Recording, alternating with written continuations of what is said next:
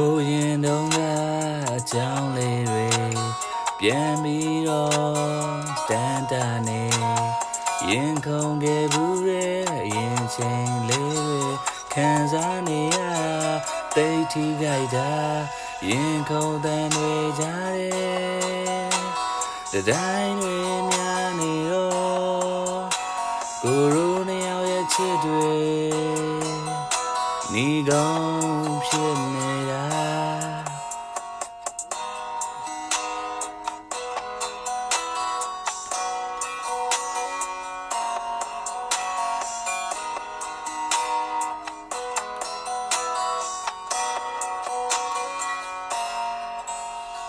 စသိန်းကန်ကမလာပါဇလန်လေးလာခဲ့တာဒုနဦးချစ်တဲ့ဆိုတာကြည်ပေါင်းများစွာကစားခဲ့တာမဝေးတဲ့မူအချစ်ရဲ့အချစ်ဦးလေးရဲ့ဒီအချစ်တွေယူသွတ်တဲ့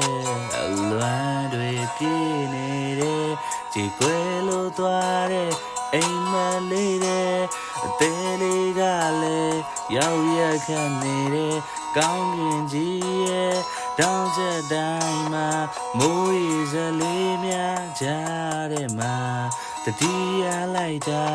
အပြုံးလေးရဲ့တိတ်ချင်မိရဲ့အပြုံးလေးရဲ့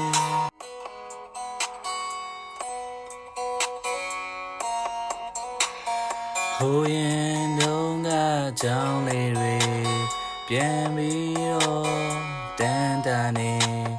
ရင်ခုန်ခဲ့ဘူးရဲ့ရင်ချိန်လေးတွေခံစားနေရတာတိတ်ထိခိုက်တာရင်ခုန်တဲ့တွေကြတယ်တိုင်းတွေများနေတော့ကိုရိုနှစ်ယောက်ရဲ့ချစ်တွေ